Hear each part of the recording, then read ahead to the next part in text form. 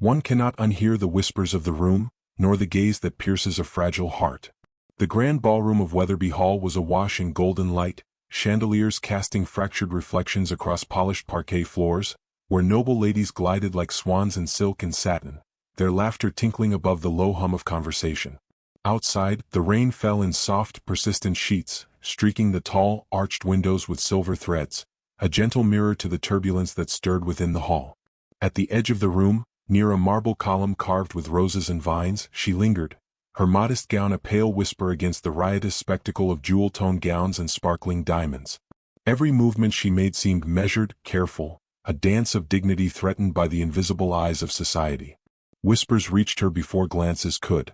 "Surely, one wonders how she dares enter among such splendor," murmured a lady in emerald velvet, her tone sharpened with insinuation. Another, her fan flicking with deliberate cruelty, added, "Her family's debts must surely make her less than proper." Each word was a needle pressed into the delicate skin of her composure. She lifted her chin, but the weight of their scrutiny pressed down like an unseen hand. To be seen in such a place at such a moment was to offer oneself to judgment and ridicule, and yet retreat was unthinkable. Pride demanded she face them even as her heart quivered. The Duke arrived late, as though time itself had chosen to grant him a dramatic entrance. Gasps and murmurs accompanied his tall, commanding form through the double doors. His coat, dark as midnight velvet, brushed the floor behind him, and the faint glint of a gold watch chain caught the light as he moved. He was the epitome of restrained power and silent authority, a man whose mere presence could silence whispers, or ignite them. The ballroom seemed to lean toward him, awaiting recognition, yet his gaze swept over the throng with a quiet precision, stopping for a brief, almost imperceptible moment on her. In that instant, she felt it, a flicker of recognition, a tremor of curiosity that refused to be smothered by embarrassment. The subtle curl of his lips suggested amusement, or was it admiration? Her pulse, careful and restrained moments before, betrayed her with a sudden warmth that crept to her fingertips. She turned slightly, feigning attention to a distant harpist, but the sensation of being observed weighed upon her like a mantle. Society's judgment pressed closer. A cluster of young women whispered behind delicate fans, their voices low but piercing, noting her every hesitation. The air smelled faintly of candle wax and roses, mingling with the subtle, bitter scent of perfume-heavy envy. Each glance that fell upon her was layered: curiosity, derision, fascination. In that delicate lattice of expectation and ridicule, she moved like a leaf caught in a storm, bending but refusing to break. The Duke's approach was silent yet felt inevitable, as if the room itself conspired to leave her in the path of his attention. He paused mere steps away, allowing a moment of suspense that seemed to stretch the seconds into eternity. Then, without a word, he offered a small, enigmatic bow, his gaze never leaving hers. She caught the faint glimmer of a folded paper in his hand, its significance veiled but undeniable. A gift, perhaps, a message or a challenge. The meaning was yet unknown, but the act alone caused a stir among the onlookers, drawing more murmurs, half curiosity and half scandal. Her breath caught between the sting of society's whispers and the sudden spark of intrigue that flared within her chest. In that charged instant, the ballroom ceased to exist in its fullness of glitter and gossip. Only he remained, a figure of authority and quiet audacity, holding her attention as surely as a candle holds light in the darkness. The tension coiled between them, delicate yet insistent, a thread that promised upheaval, revelation, and the faintest taste of something forbidden yet achingly necessary.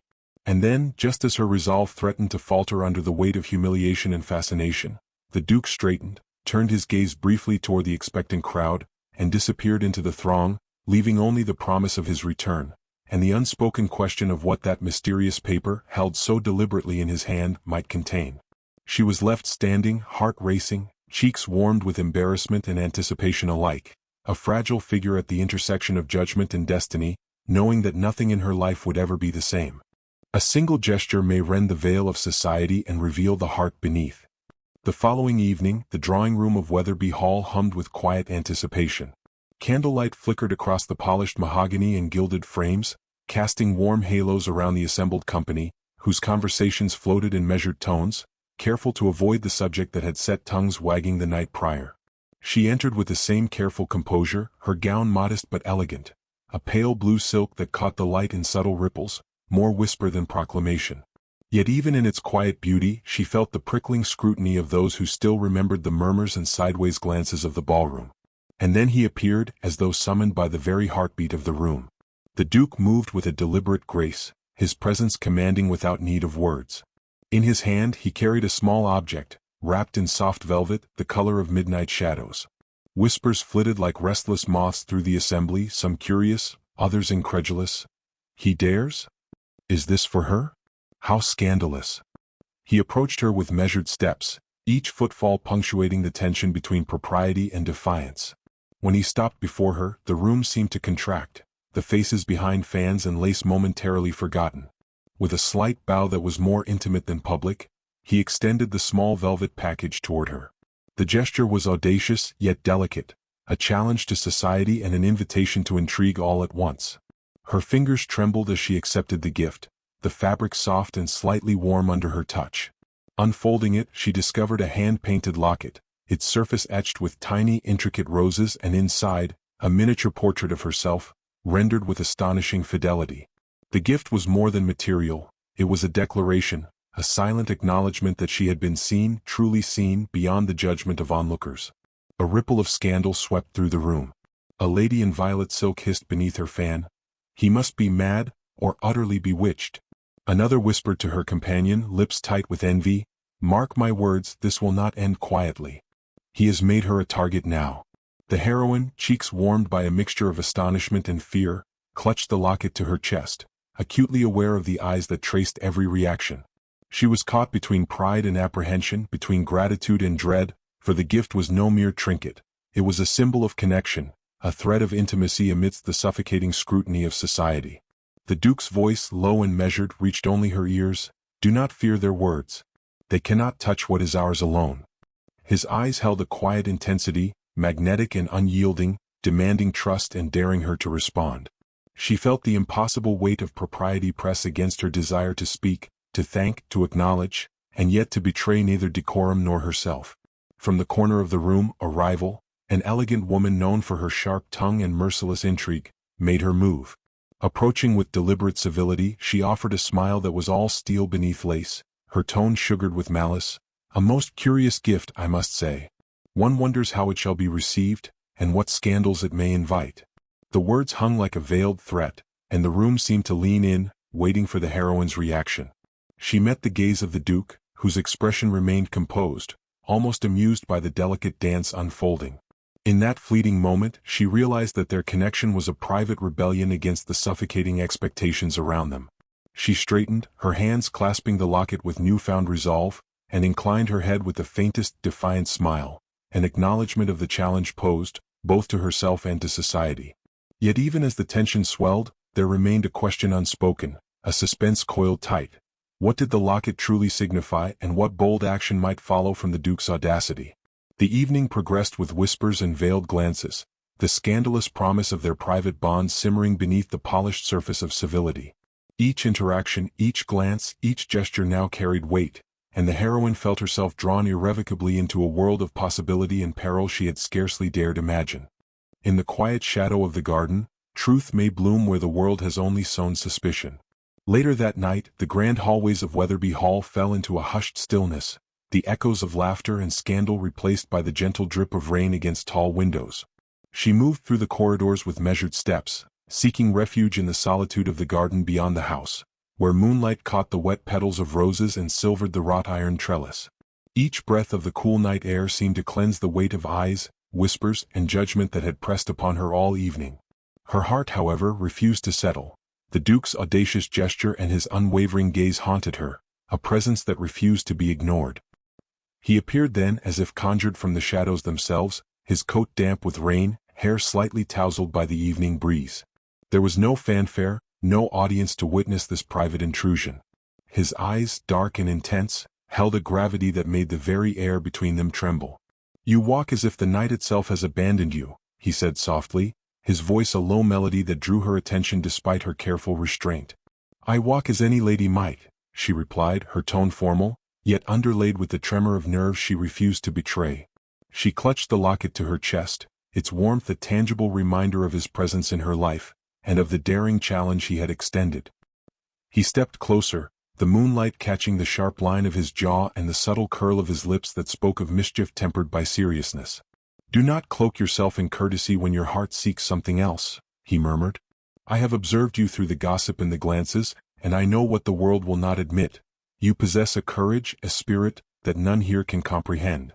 Her breath faltered, not from fear but from the sheer weight of being seen, not as society wished her to be but as she truly was. "And you, my lord?" she asked, voice barely above a whisper.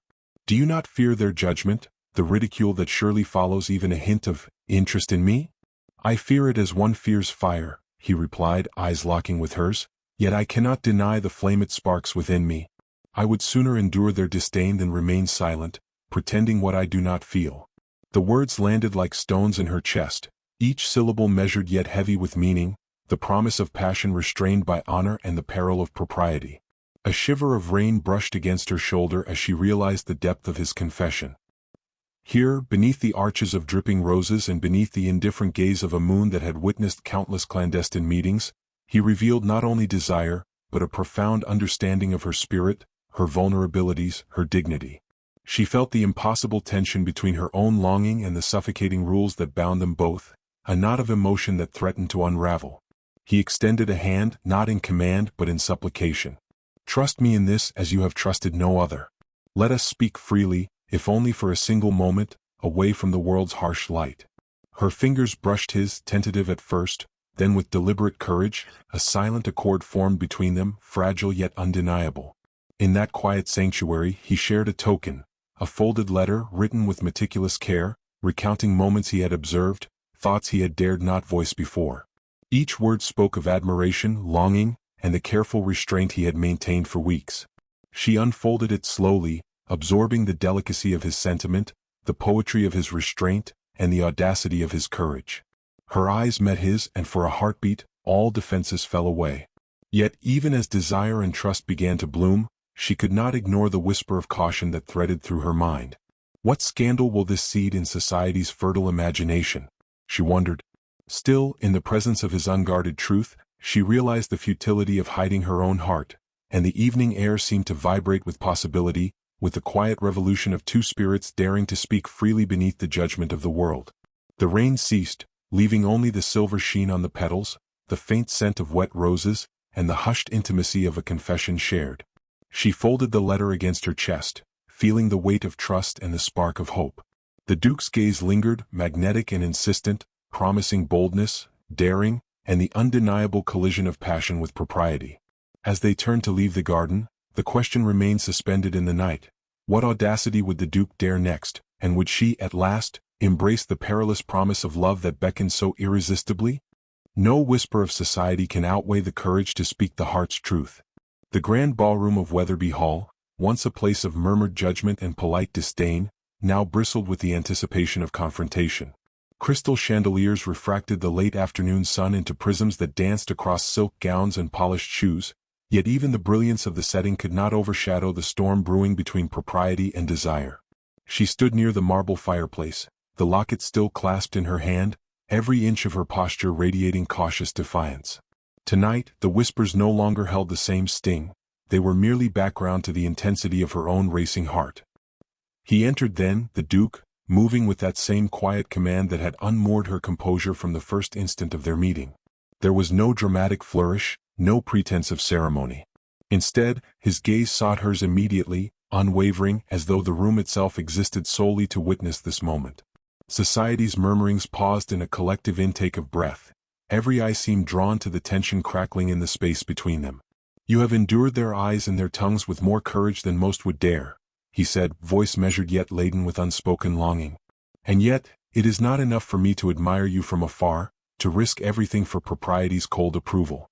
I must speak plainly here where all may hear, for my silence is no longer bearable." She felt a tremor of fear, and something far more potent, exhilaration. The risk he proposed was monumental, defiant of every rule that had bound her life until this hour. But the sincerity in his expression, the unwavering pull of his gaze, called forth her own courage. With a deliberate step forward, he extended his hand. "Will you grant me the honor not merely of your presence, but of your partnership in a life not dictated by the judgment of others? I ask for your hand and for your trust, not as a concession to society, but as the union of two hearts who will endure what the world may say and thrive regardless. A ripple of gasps cut through the gathered assembly. The rival, seated with her sharp fan poised, froze mid-whisper. The whispers of scandal were poised to erupt, yet the Duke's voice, steady and resolute, seemed to hold the room in thrall. For the first time, society saw not a timid, judged young woman, but a heroine of her own making, poised, dignified, radiant in the quiet power of self-possession. She inhaled deeply, the air scented with the faint sweetness of roses from the hall's arrangements and the ever-present candle wax. I accept, she said, her voice steady despite the flurry of emotion beneath. Each word was a declaration, a folding of her fear into something braver, something unassailable. The locket in her hand gleamed, catching the light as if affirming their bond. The Duke's lips curved into the faintest satisfied smile, and he inclined his head in a bow that was intimate, respectful, and irrevocable. Then let it be known, neither scandal, nor whisper, nor judgment shall hinder the truth of our hearts. He offered his arm, a public gesture laden with private promise. She placed her hand within his, and in that touch, they sealed not only their union, but a mutual defiance of every constraint that had sought to contain them. The room held its collective breath, some shocked, some awed, and others begrudgingly admiring. The scandal, which had threatened to isolate her, now seemed a distant echo, impotent against the clarity of purpose and the power of sincerity. The rival's eyes narrowed, but even she could not disguise the grudging acknowledgment that something extraordinary had occurred, something neither wealth, gossip, nor envy could diminish. As the first strains of a violin began to play from a corner of the hall, the Duke and the heroine shared a glance, unspoken and electric, carrying all the weight of the risks they had faced, and all the promise of what lay ahead. Each step they took together across the polished floor was a statement that love, tempered by courage and grounded in respect, could conquer the most insidious of social strictures.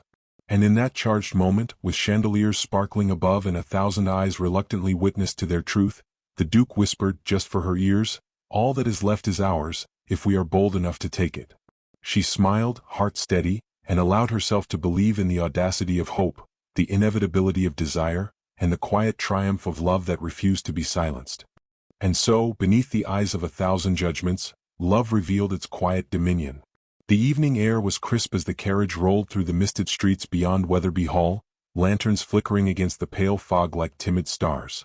Inside, she sat opposite the Duke, her gloved hands resting lightly on her lap, the locket pressed near her heart as though it contained not only a miniature portrait, but the fragile hopes and daring courage she had gathered through weeks of whispered defiance.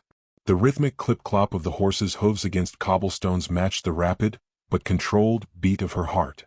Every shadowed street corner seemed to carry a hint of society's judgment, yet with him beside her, the weight felt lighter, almost inconsequential. He spoke then, softly, voice resonant and measured, yet carrying the undeniable intensity that had first drawn her to him. Tonight, the world watches and speculates, yet all its eyes are meaningless compared to the truth we have found in one another. His hand, gloved yet firm, brushed against hers in a deliberate gesture of solidarity, an anchor against the lingering fear that propriety could still intrude. She lifted her gaze to meet his, the silvered fog illuminating the depth of sincerity, courage, and unspoken passion in his eyes. She drew a slow breath, allowing herself a rare vulnerability. And if they disapprove, if whispers rise to storms, what then? Her voice was steady, though tinged with the tremor of lingering doubt. "We endure," he said, the certainty of his tone leaving no room for debate. "We endure because nothing that is true in the heart need fear the folly of society. Let them talk. Our courage and our devotion shall outshine their voices." The carriage slowed at the bridge spanning the river, mist curling above the water in ghostly tendrils. He turned slightly, eyes scanning her face with a rare, unguarded tenderness. "Do you understand," he murmured, "that what we have dared to claim is more than a union of titles or expectation? It is the claim of two souls, refusing to bow to fear or decorum, choosing instead the audacity of honesty." She nodded, cheeks flushed with the mingled warmth of fear, triumph, and a burgeoning certainty. The locket in her hand seemed to thrum with the weight of shared secrets, promises, and the irrepressible pulse of newfound freedom. "I understand," she whispered. "And I choose it, choose us, despite all." A low, approving smile curved his lips as the carriage resumed its journey. Their fingers intertwined, a subtle yet profound declaration of defiance and devotion. Beyond the mist, the faint lights of Wetherby Hall faded, but the glow within them, steadfast, unyielding, burned brighter than any chandelier or candle. As the first notes of dawn tinged the horizon with rose and gold, the Duke leaned closer, voice low but infused with gravity. Whatever storms may come, whatever eyes may watch, remember this. Love that is chosen, not whispered, is impervious. We have spoken it, we have lived it, and it belongs to us alone. Her eyes met his, and in that single glance, the labyrinth of doubt, fear, and societal constraint collapsed. There was no need for further words, no necessity for gestures grander than the simple certainty of presence, the firmness of a hand held, the warmth of hearts aligned against the world. The carriage moved steadily onward, the river glinting beneath it, the mist lifting to reveal a horizon untouched by rumor or judgment.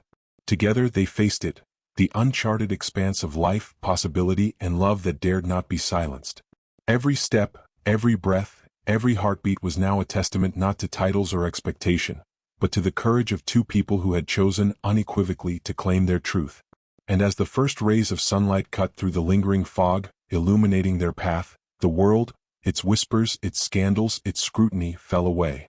Only they remained, resolute, unbowed, and irrevocably entwined in the audacious dominion of love they had dared to seize.